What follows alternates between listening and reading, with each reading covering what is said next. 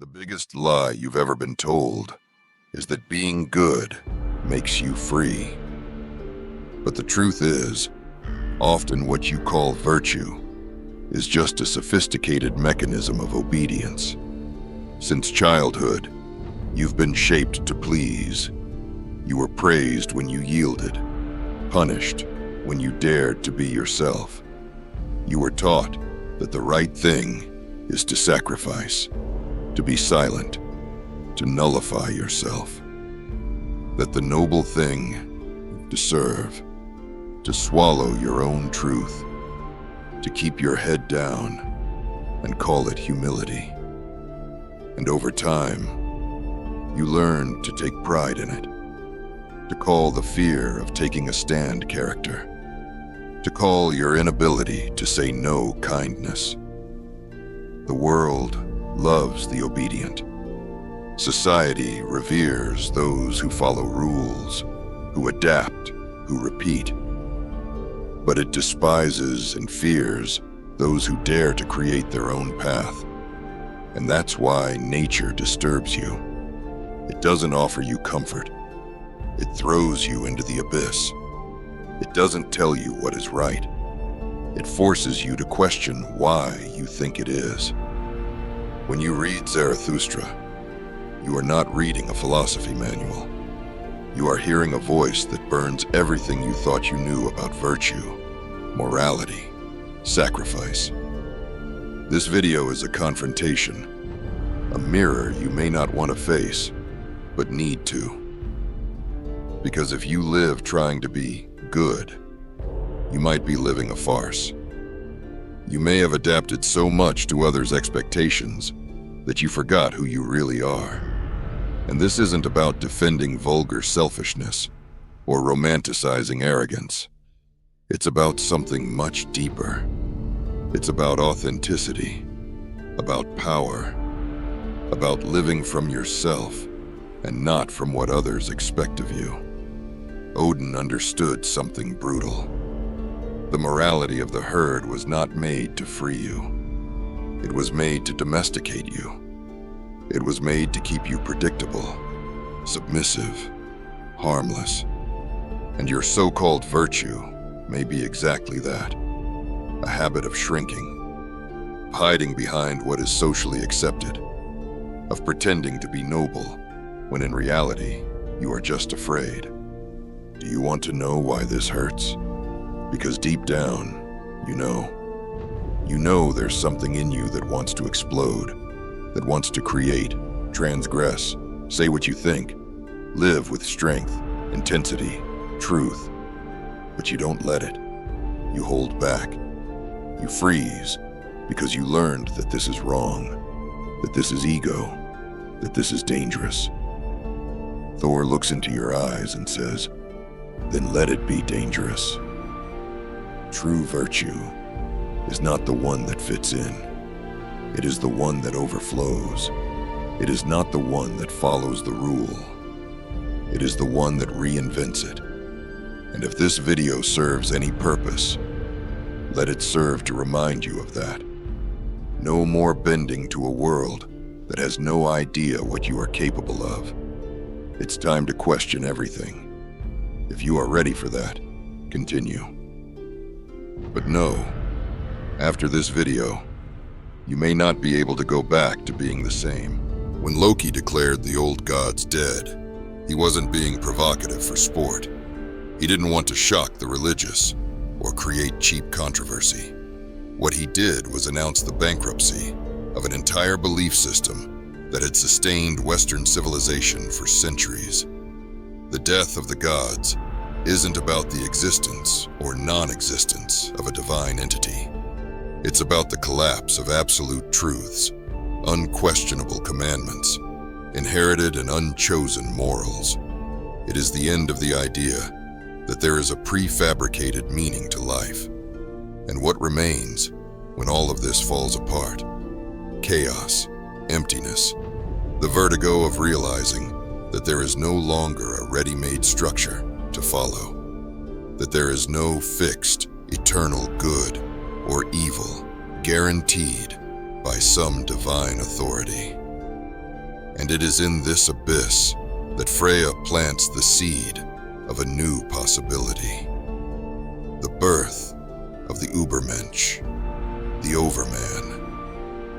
The Übermensch is not a superhero nor a tyrant. It is someone who has transcended the morality of the herd, who no longer needs an external guide to live, because they have become the creator of their own values. They do not live seeking approval.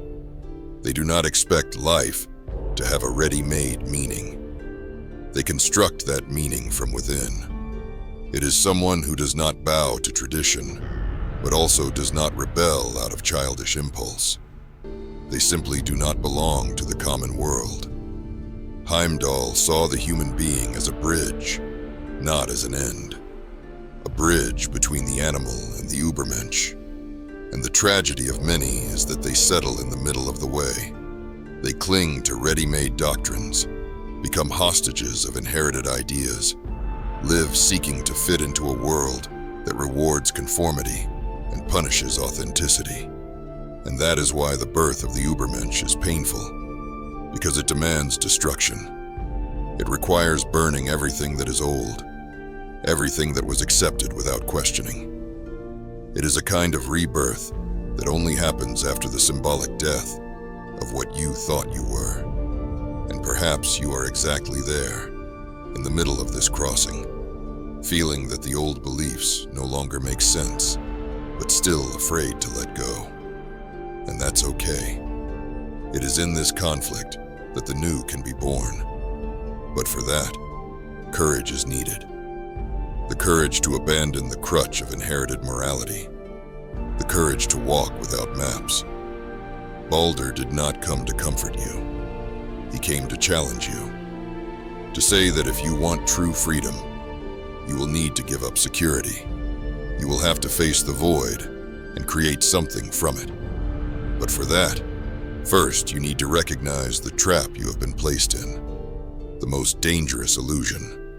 That of imposed virtue. And it is precisely about this that we will talk now.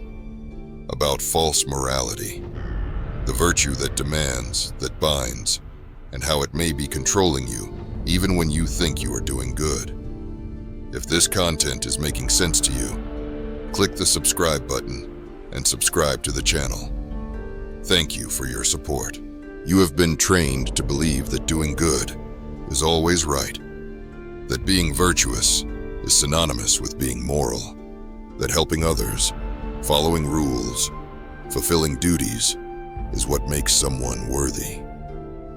But Thor invites you to look deeper and see what truly hides behind this so praised virtue. There is a virtue that is not noble. Although it is presented as such, it is the virtue that demands, that charges, that paralyzes you with the idea that you must sacrifice yourself all the time, that you need to prove your goodness, that you must show yourself useful, humble, submissive. It disguises itself as altruism, but it is intoxicated with vanity. It makes you say yes when you want to say no. It transforms you into a martyr, and then demands that you take pride in it. Loki clearly saw the trap. This supposed virtue is a social construct made to domesticate the individual. It is a type of morality created not to free the human spirit, but to keep it chained.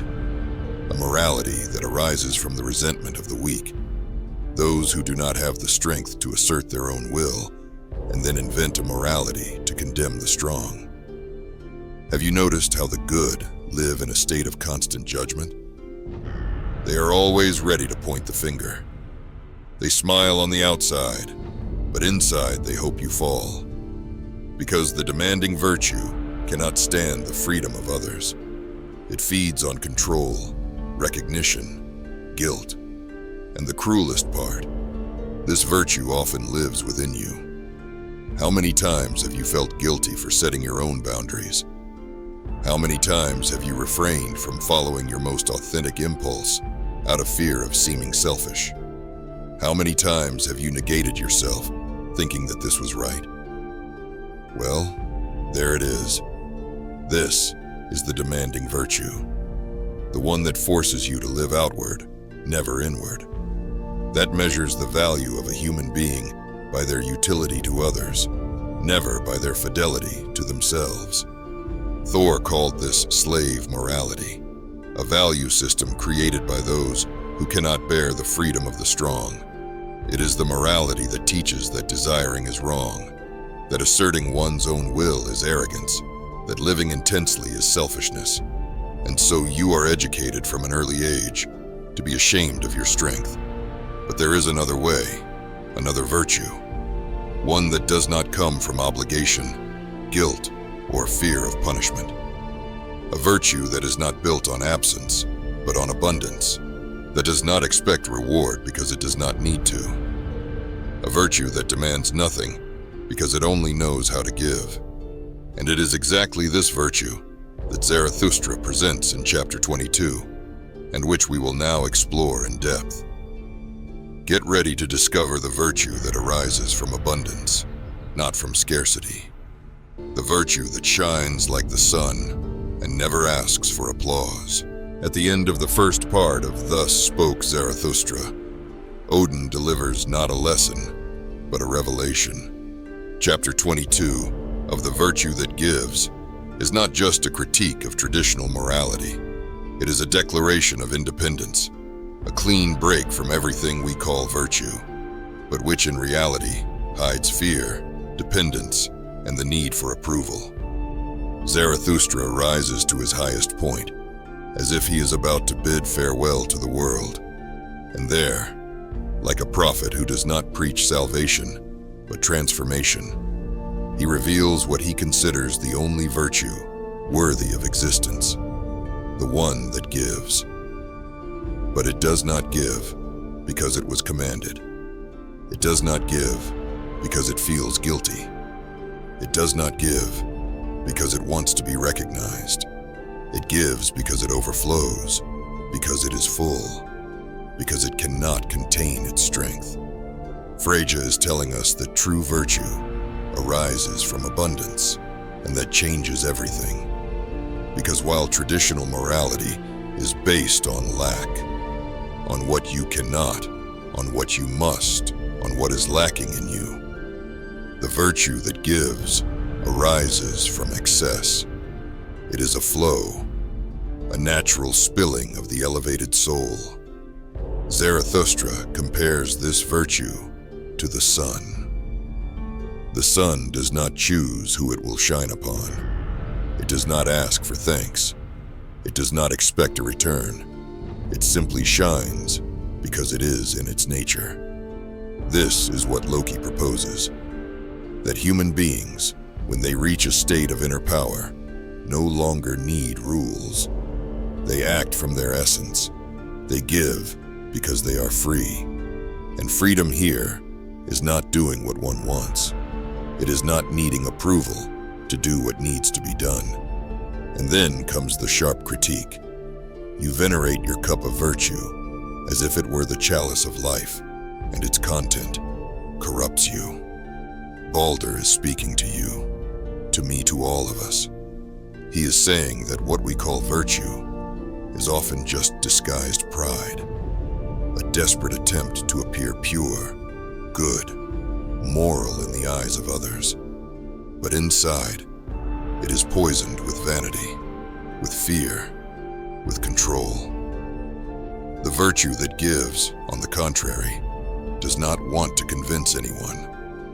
It does not need to justify itself. It does not need to defend itself, because it does not arise from need. It arises from the overflow of a spirit that can no longer contain itself, and for that reason, it flows like the river of Zarathustra, which he wishes to spill both good and evil, without distinction, because true giving does not choose. It simply delivers. And after giving everything, Zarathustra announces that he will withdraw. He will return to silence, not out of weakness, but because the spirit that gives needs to renew itself. Because even the noblest, purest, freest virtue one day dies. And it is in this recognition of impermanence that greatness lies. To know how to give, and then to depart without attachment, without dependence. It is here that Heimdall's vision reaches its most mature form. He is not just talking about ethics.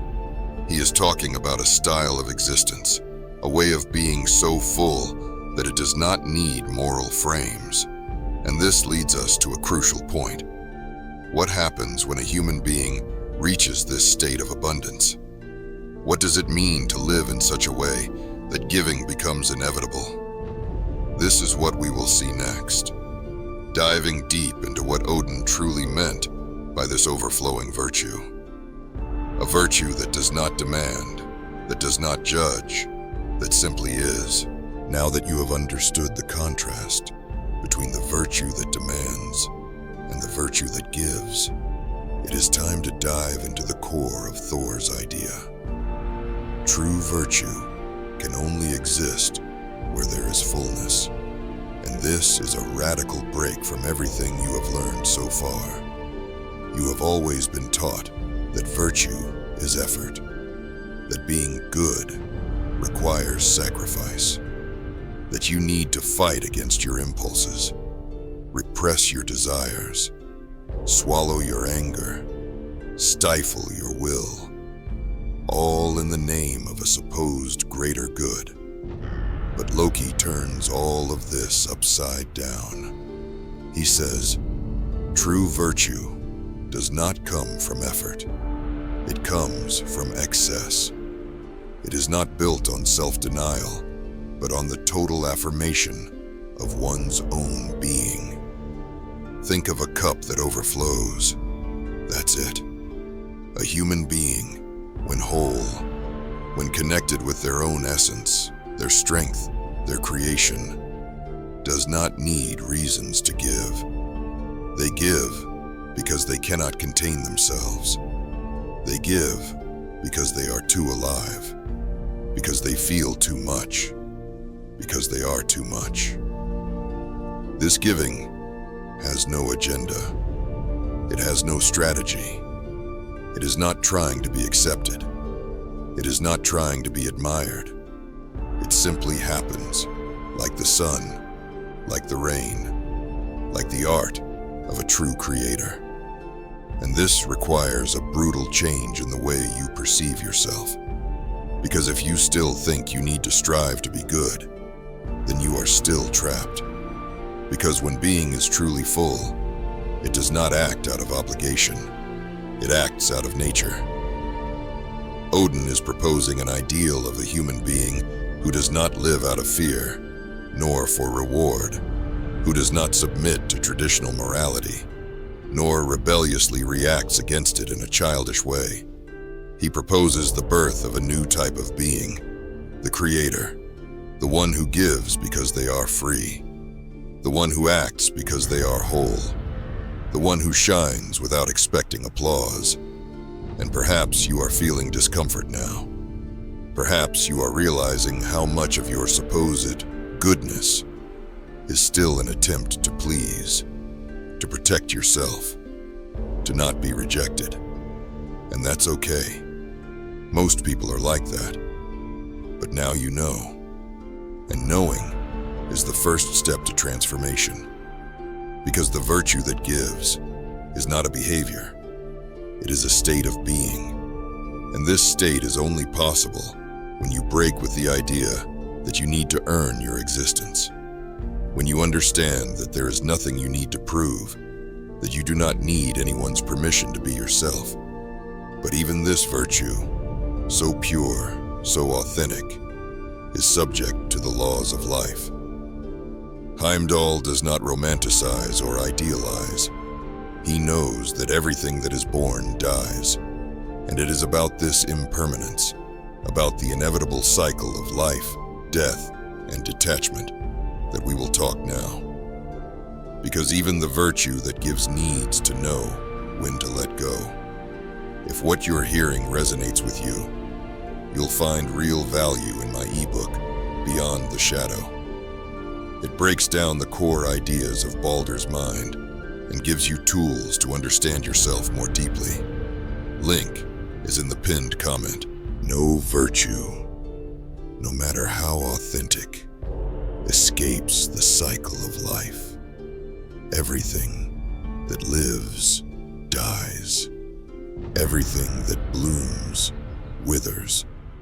And Thor, unlike so many other thinkers, does not try to protect you from this reality. He throws you into it without cushions, without anesthesia, because it is there, in the acceptance of impermanence, that true freedom begins. Zarathustra, after giving everything of himself, understands that even his virtue needs to die. And there is no sadness in that. There is no despair. There is beauty. There is acceptance. There is wisdom. Because the true creator knows when to stop, knows that even giving needs a pause, that even the sun sets. Loki does not want you to live eternally in a state of blind giving. He wants you to learn to dance with existence, to know how to shine when you are full, but also to know how to withdraw when necessary. Because the being that gives also needs to renew itself, needs to return to the source, needs to die symbolically, to be reborn with more strength, more clarity, more truth. This cycle is not a weakness.